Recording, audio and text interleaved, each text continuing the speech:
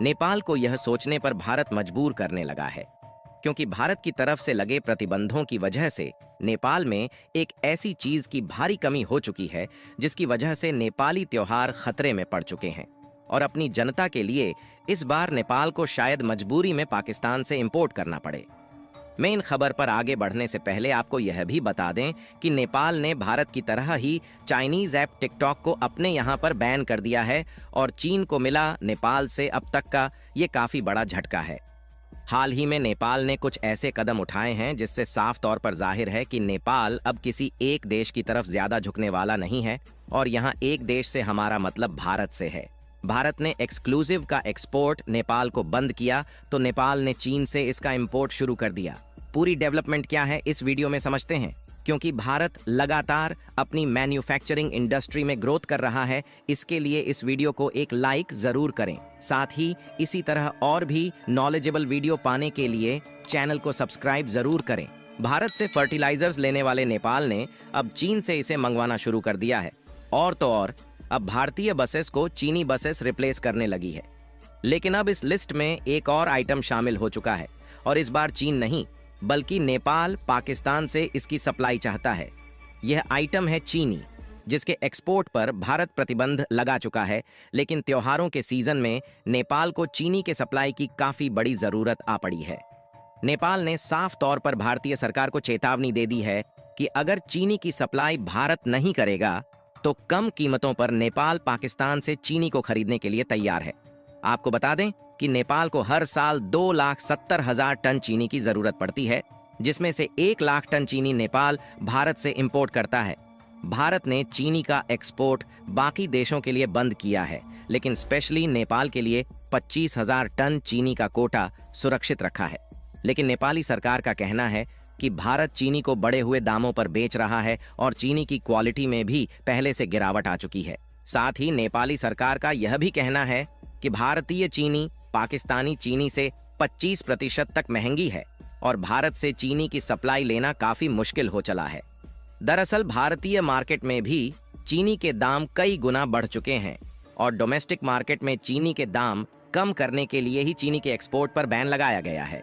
इसके अलावा त्योहारों में चीनी की बढ़ती डिमांड ही चीनी के दाम बढ़ने का कारण है। चीनी के अलावा नेपाल में नमक की बड़ी जरूरत भी भारत से पूरी की जाती है। पर क्योंकि चीनी के मामले में भारत दुनिया का दूसरा सबसे बड़ा प्रोड्यूसर है, इसलिए नेपाल अपनी ट्रांसपोर्टेशन कास्ट बचाने के लिए ही चीनी भारत से खरीदता है। नेपाली कस्टम डिपार्टमेंट के मुताबिक नेपाल करीबन 3 बिलियन रुपए की चीनी हर साल इंपोर्ट करता है और इसमें से भी 80% सप्लायर भारत से ली जाती है। लेकिन नेपाल का पाकिस्तान से चीनी लेना हमारे हिसाब बिल्कुल भी गलत नहीं है, क्योंकि नेपाली सरकार अपनी आम जनता को राहत पहुंचाने के लिए ही ऐसा कदम उठा सकती है। इस रिपोर्ट के मुताबिक नेपाल ने इसी अगस्त में भारत से 7,000 टन खरीदने की परमिशन मांगी थी, लेकिन इस परमिशन को 1 महीने डिले देने के बाद भारतीय सरकार की अनुमति मिली। नेपाल की food management and trading company का कहना है कि जो चीनी भारत से सप्लाई की जा रही है वह क्वालिटी में भी काफी खराब है। लेकिन सच तो यह है कि चीनी का इतना बड़ा प्रोड्यूसर होने के बावजूद भी भारत खुद चीनी की कीमतों को कंट्रोल कर पाने में दिक्कत उठा रहा है। वहीं पाकिस्तान शुगर के प्रोडक्शन में पूरी दुनिया में 9वें नंबर पर आता है और पाकिस्तान खुद अपनी चीनी के एक्सपोर्ट के लिए नए ग्राहकों की तलाश में है। लेकिन दिक्कत यह है कि नेपाल से पाकिस्तान पहुंचने में न केवल कई दिनों का समय चला जाता है, बल्कि ट्रांसपोर्टेशन कास्ट भी कई गुना बढ़ जाती है। इसके अलावा पाकिस्तान से चीनी खरीदना मतलब भारत के गुस्से का सामना करना। यही वजह है कि नेपाल बुरी तरह फंस चुका है, लेकिन किसी भी हालत में चीनी की सप्लाई शुरू करना चाहता है। बाकी आप लोग अपनी राय कमेंट में बता सकते हैं कि क्या नेपाल को पाकिस्तान से चीनी इंपोर्ट करनी चाहिए या फिर भारत से। इसके अलावा भारत की छोटी सी कमजोरी का फायदा 3 देशों ने उठाया और कमाल की बात देखिए कि ये तीनों देश आज भारत से आगे निकल चुके हैं। ये देश है जर्मनी, बांग्लादेश और वियतनाम। यहाँ तक कि जिस क्षेत्र में इन देशों ने भारत को पछाड़ा वो सेक्टर है टेक्सटाइल और गारमेंट्स। एक टाइम पर भारत चीन के बाद गारमेंट एक्सपोर्ट में दूसरे नंबर पर आता था, लेकिन समय के साथ टेक्नोलॉजी बदली और नेचुरल फाइबर की जगह मैन मेड फाइबर ने ले ली। जिन देशों का नाम अभी हमने लिया उन देशों ने मैन मेड फाइबर और गारमेंट का प्रोडक्शन बढ़ाया और भारत से एक्सपोर्ट के मामले में आगे निकल गए।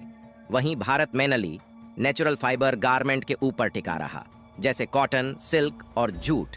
नतीजतन आज पूरे विश्व में गारमेंट एक्सपोर्ट के मामले में हम दूसरे नंबर से खिसक के चौथे नंबर पर आ खड़े हुए।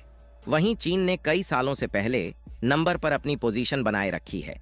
खैर, मेन खबर यह है कि भारत ने अपनी खोई हुई जगह को पाना शुरू कर दिया है और एक रिपोर्ट के मुताबिक भारत ने भी मैन मेड फाइबर से बने गारमेंट्स का एक्सपोर्ट तेजी से बढ़ा दिया है और यह स्पीड इतनी तेज है कि साल 2030 तक मैन मेड फाइबर का एक्सपोर्ट 75% तक बढ़ने का अनुमान लगाया गया है।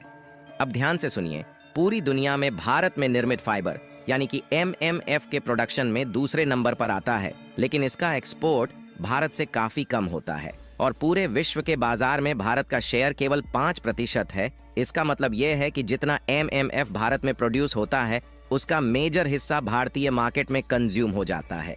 एक्सपोर्ट मार्केट में दूसरे नंबर पर आने के लिए हाल ही में मैन मेड फाइबर को लेकर एक PLI जारी की गई थी। इसी PLI का नतीजा है कि अब भारत जर्मनी, बांग्लादेश और वियतनाम के साथ रेस में खो चुका है। भले ही हम अभी थोड़ा पीछे हैं, पर फाइनली अब रेस में है। अब यह रीजन जान लीजिए कि असल में भारत इन देशों से पिछड़ क्यों गया। दरअसल ग्लोबल गारमेंट मार्केट में मैन मेड फाइबर का शेयर 72% है, जिसका प्रोडक्शन खुद भारत में कम था। लेकिन वहीं पर नेचुरल फाइबर का मार्केट केवल 28% तक ही सिमट कर रह गया और नेचुरल फाइबर का प्रोडक्शन भारत में बाकी देशों के मुकाबले काफी ज्यादा है। लेकिन ग्लोबल डिमांड कम होने की वजह से भारत को नेचुरल फाइबर का बड़ा प्रोड्यूसर होने का कोई फायदा नहीं मिला। भारत ने बनाई मैन मेड फाइबर ज्यादातर अभी US, UK, तुर्की और ब्राजील जैसे देशों को एक्सपोर्ट होता है। लेकिन भारत अब नए मार्केट की तलाश में है और स्पेशली ऐसे देश जहां बताए गए तीनों देशों का मार्केट काफी बड़ा है। फिलहाल भारत से $6.5 बिलियन US का मैन मेड फाइबर एक्सपोर्ट किया जाता है, लेकिन 2030 तक इससे बढ़कर $11.5 बिलियन तक पहुंचने का अनुमान लगाया गया है, जो ऑलमोस्ट डबल है। दोस्तों, आपको क्या लगता है कि ग्लोबल एक्सपोर्ट के मामले में मैन मेड गारमेंट से अपनी जगह को वापस पा सकेगा या नहीं? अपनी राय कमेंट में जरूर बताएं। इस वीडियो को यहीं पर खत्म करते हैं। इस वीडियो को एक लाइक जरूर करें और अपने दोस्तों तक इस वीडियो को शेयर करें ताकि उन्हें भी जानकारी मिल सके। इसी तरह और भी नॉलेजेबल वीडियो देखने के लिए अपने भरोसेमंद चैनल को सब्सक्राइब करके बेल नोटिफिकेशन को ऑल पर जरूर रखें। वीडियो को अंत तक देखने के लिए धन्यवाद।